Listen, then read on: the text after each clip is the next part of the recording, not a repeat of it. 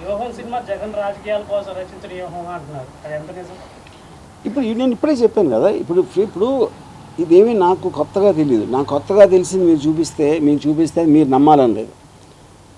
Audience నమ్మబుల్గా ఉన్నప్పుడే కదా అది సక్సెస్ అయినట్టు. నేను చెప్పేది లేకపోతే ఎవరో చెప్పింది కాదు కదా.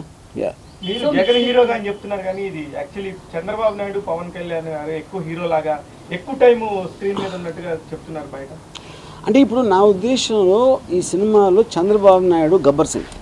ఇప్పుడు షోలేలో హీరో అమితాబ్ బచ్చన్ అవ్వచ్చు, ధర్మేంద్ర అవ్వచ్చు, కానీ ఎక్కువగా అట్రాక్షన్ వచ్చింది ఆ సినిమాకి గబ్బర్ సింగ్ మళ్ళా.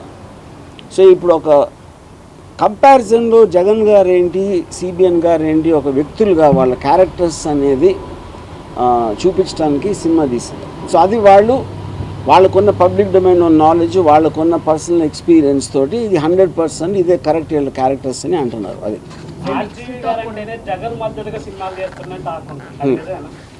నేను చాలాసార్లు ఇది కూడా చెప్పాను. ఇప్పుడు నాకు జగన్ గారి మీద చాలా మంచి ఇంప్రెషన్ ఉంది. ఎందుకంటే నేను ఓదార్పు యాత్ర టైం నుంచి నేను ఆయన స్టడీ చేస్తూ వచ్చాను. ఫస్ట్లో జగన్ అభిమాని అని కాదు, యాజ్ నాకు ఫిల్మ్ మేకర్గా నాకు ఒక పర్టికులర్ పర్సన్ మీద ఇంట్రెస్ట్ వస్తుంది. ఇప్పుడు బాల్ ఠాకరే మీద సర్కార్ తీశాను అంటే బాల్ ఠాకరే అభిమాని అని కాదు కదా, ఆ మనిషి కథ చెప్పదగ్గ సబ్జెక్టు, ఒక డిజర్వింగ్ సబ్జెక్ట్ సినిమా తీయటానికి అనే ఇంప్రెషన్ కలిగి తీయటం జరిగింది.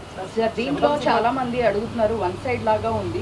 సెకండ్ హాఫ్ లో చూస్తే పవన్ కళ్యాణ్ గారు ఏదో ఒక కామెడీ పీస్ లా చూపించారు, వన్ సైడ్ లా ఉంది అంటే ఆర్జీవి గారు ఎప్పుడు చూపించినా సరే టూ సైడ్స్ క్లారిటీ నిజం అనేది చెప్తారు అని చెప్పేసి ఇప్పుడు వన్ సైడ్ టూ సైడ్ అని క్వశ్చన్ కాదు. వాళ్ళు నిజ జీవితంలో ఇప్పుడు చంద్రబాబు నాయుడు గారు కంటిన్యూస్గా వ్యూహాలు పని ఎన్టీ రామారావు గారిని బ్యాక్ స్టాప్ చేసింది అందరికీ తెలుసు.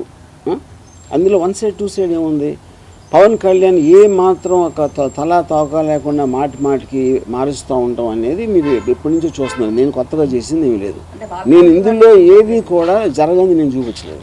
అంటే ఇప్పుడు ఎన్టీఆర్ గారు బ్యాక్ స్టాప్ చేశారు, ఇట్లా వాళ్ళ ఫ్యామిలీ వాళ్ళే ఎప్పుడు దాన్ని ఒప్పుకోలేదు కదా. బట్ మీరే అంటే అదే కదా, వాళ్ళ ఫ్యామిలీకి అభిమానం లేక ఒప్పుకోలేదు.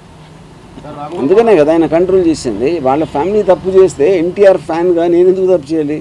ఇప్పుడు ఆపరేషన్ లేకుండానే మోకాళ్లకు ప్లాస్మా ట్రీట్మెంట్, మీ ఆర్థోపెటిక్ సమస్యలన్నిటికీ రోబోటిక్ టెక్నాలజీ ద్వారా తక్కువ ఖర్చుతో శాశ్వత పరిష్కారం, ఫ్రీ కన్సల్టేషన్, ప్రతి ట్రీట్మెంట్ పై 20% డిస్కౌంట్. ఈ ఆఫర్ కొద్ది రోజులు మాత్రమే, త్వరపడండి. V9 hospitals 9281465842.